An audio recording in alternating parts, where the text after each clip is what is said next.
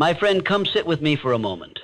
Put down the heavy burden you are carrying, not the burden of your work or your ambition, but that heavier, more treacherous weight you have placed upon yourself, the burden of guilt.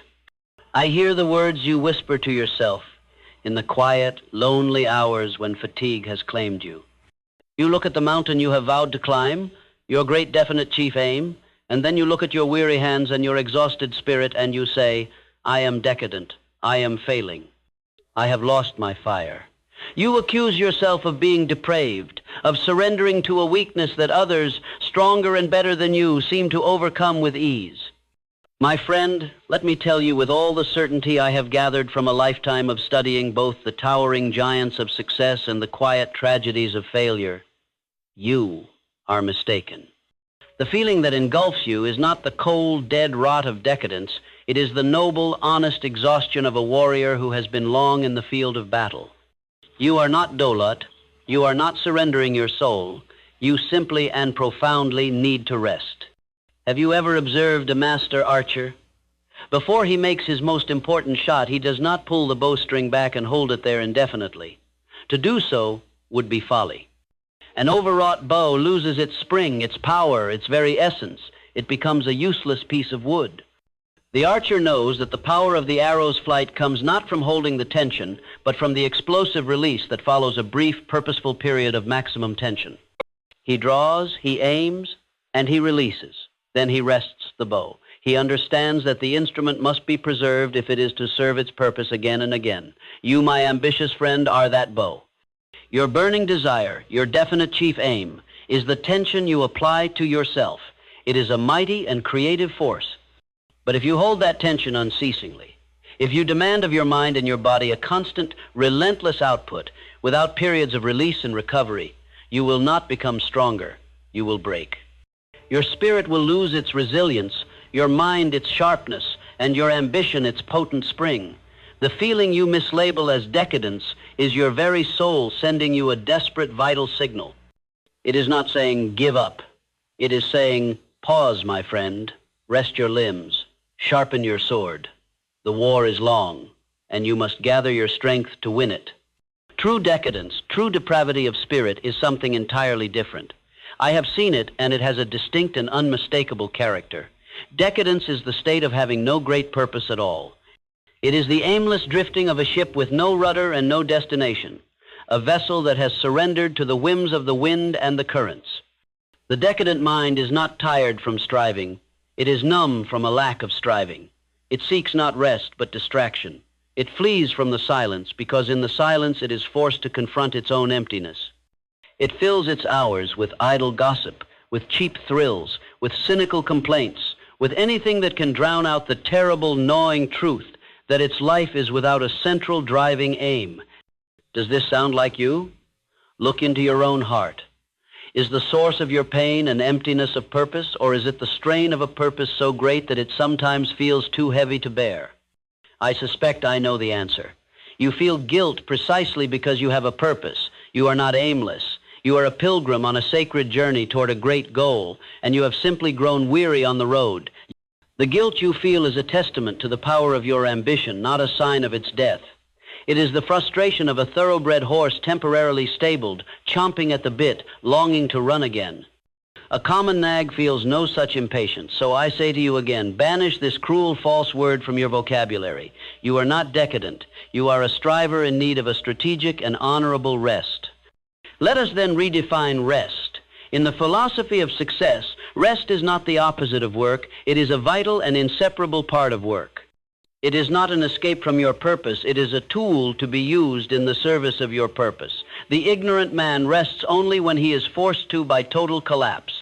The wise man, the master of his own destiny, plans his rest as meticulously as he plans his work. He understands that achievement is not a frantic, unbroken sprint toward a finish line. It is a long, arduous climb, and there must be camps along the way to acclimatize, to replenish supplies, and to survey the path ahead. This strategic rest takes several forms, all of which are essential for the man or woman of great ambition. First, there is the rest of physical replenishment. Your body is the vehicle of your mind. If the engine is starved of fuel and the parts are worn, how can you expect it to carry you to the summit? You must sleep. You must eat nourishing food. You must move your body in ways that restore it, not just deplete it. This is not indulgence. It is basic maintenance of your most precious asset. Men like Thomas Edison, for all their legendary hours of work, were masters of the strategic nap. They understood that a brief period of deep rest could do more to solve a complex problem than hours of weary, frustrating effort. Second, there is the rest of the mind, which is even more crucial. A mind that is constantly focused on a single problem, that is perpetually engaged in conscious, logical thought, becomes like a crowded, noisy room. It is filled with the clutter of daily worries, immediate tasks, and frantic calculations. And in such a room, you cannot hear the most important voice of all, the quiet, creative whisper of your own subconscious mind, the channel through which infinite intelligence delivers its brilliant solutions and inspired hunches. Have you ever wrestled with a problem for days, only to have the perfect answer flash into your mind while you were taking a walk, or enjoying a moment of music, or just as you were waking from a night's sleep? That was not an accident. That was your subconscious mind at work. But it could only deliver its message once you had quieted the conscious clamor. Conscious, purposeful rest-a-walk in nature, time spent in silent contemplation, engagement with art or musices, the act of deliberately quieting that noisy room. It is opening the door and allowing inspiration to enter. The greatest ideas and the most ingenious solutions to our problems are almost never born in the heat of frantic effort. They are born in the quiet, fertile soil of a mind that has been given permission to rest. This is why a vacation, if used wisely, is not an expense, but an investment. It is an investment in creative power. A change of scenery, a detachment from the daily routine allows the subconscious to sort, to connect, to create in the background. You often return to your work not just with renewed energy, but with a new and more brilliant perspective, seeing solutions that were invisible to your tired, overworked mind before. So, if rest is this powerful and strategic tool, how must you, as the captain of your soul, wield it? First, you must disassociate rest from guilt. You must see it for what it is, a non-negotiable component of high achievement. You would not feel guilty for putting gasoline in your automobile or for sharpening your axe. Therefore, you must not feel guilty for recharging your own mind and body. In fact, you should take pride in your wisdom to do so. Schedule your rest.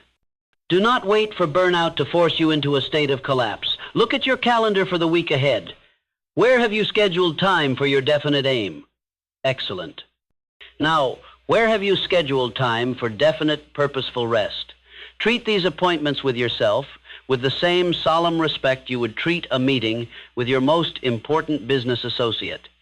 For indeed, you are meeting with the chairman of the board of your life, your own inner self. During these scheduled periods of rest, you must also be mindful of the quality of your rest. There is a vast and crucial difference between constructive rest and destructive distraction. Destructive distraction is the path of the true decadent. It is an attempt to escape the self and its purpose. It involves activities that numb the mind, dull the spirit, and often leave you more depleted than before. It is mindless entertainment consumed for hours on end.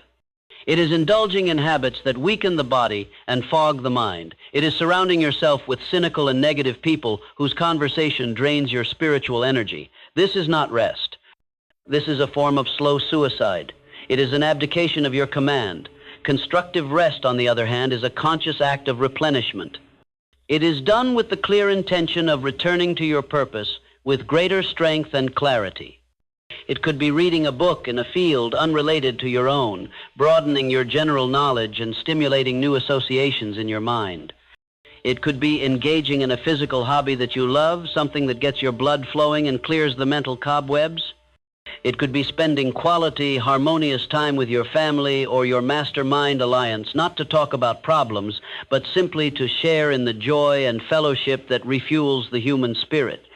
It could be quiet meditation or prayer, reconnecting with the deep, silent source of your own inner power. Do you see the difference?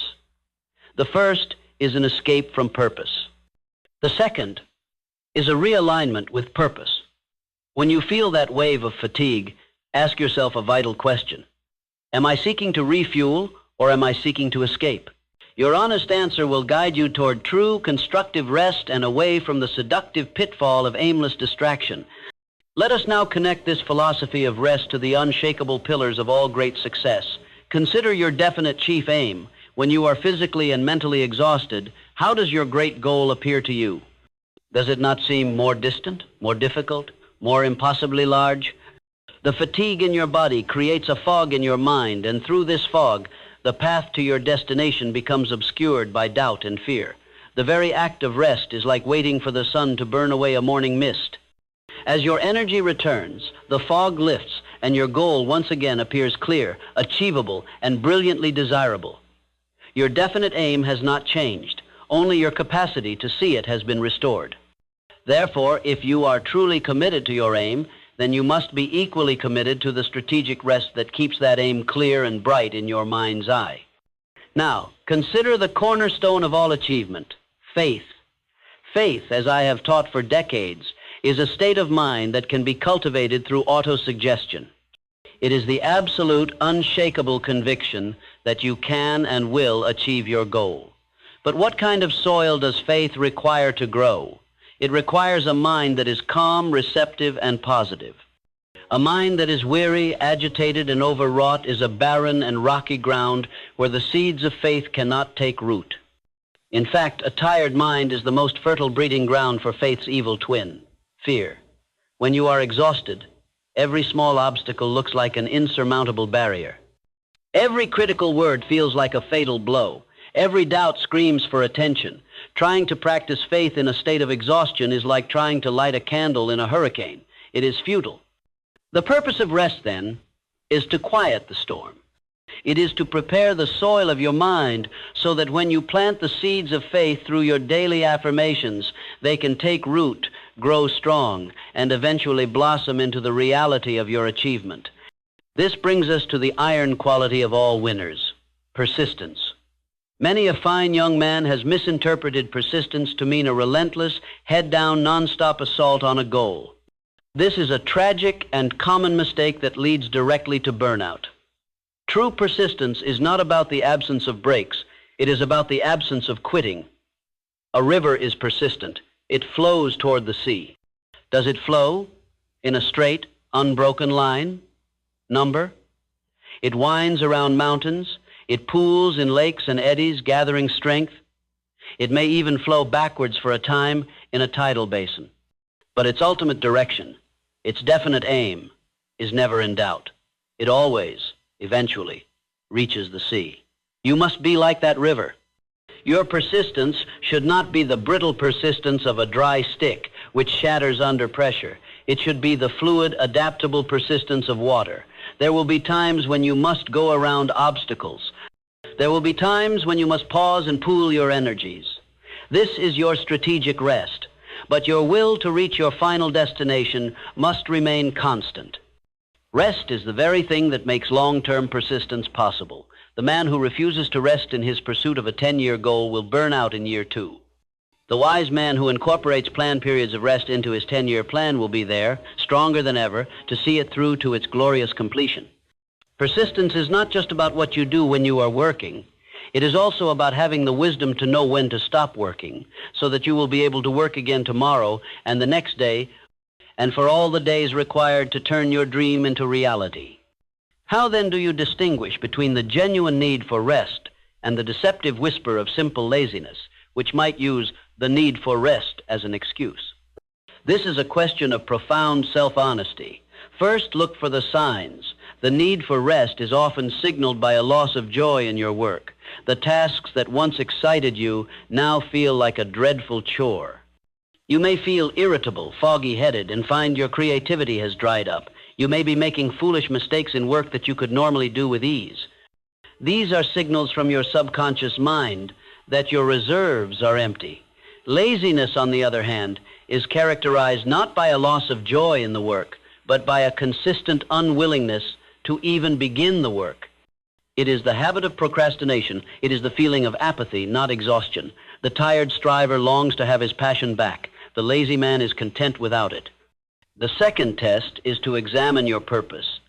When you contemplate your definite chief aim, Does the thought of it still stir something within you? If deep down, the fire of your desire is still glowing, even if it is just a faint ember, then you are not decadent. You are merely in need of oxygen. Rest is the oxygen that will turn that ember back into a roaring flame.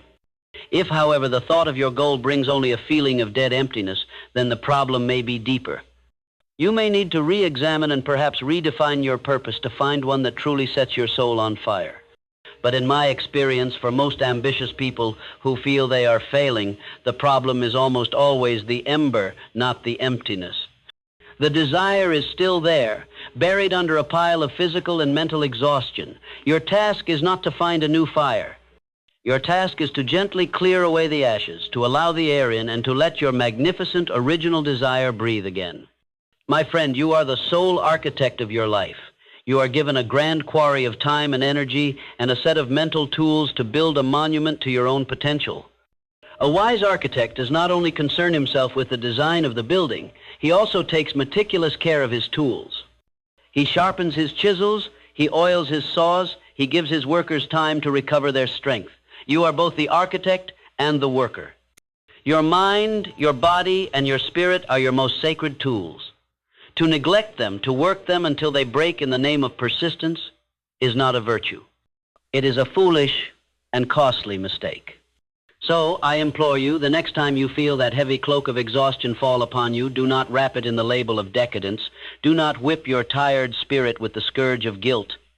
Instead, I want you to greet that feeling with wisdom and respect. I want you to say to yourself, here is the signal. My faithful servant, my body, and my magnificent instrument, my mind, have served me well. They have given me all they have to give for now. It is my duty as their commander, as the captain of this ship, to guide them into a safe harbor for a time. It is my responsibility to allow them to rest, to repair, and to rearm, and then do so without a shred of guilt. Rest purposefully. Rest constructively. Rest with the full and certain knowledge that you are not abandoning your journey. You are simply preparing for the next, more glorious stage of its ascent. Because success is not built on frenzy alone. It is built on a rhythm of focused effort and intelligent recovery. It is the rhythm of the seasons, the rhythm of the tides, the rhythm of life itself. Embrace that rhythm, and you will find a strength you never knew you possessed, a strength that does not burn out but endures.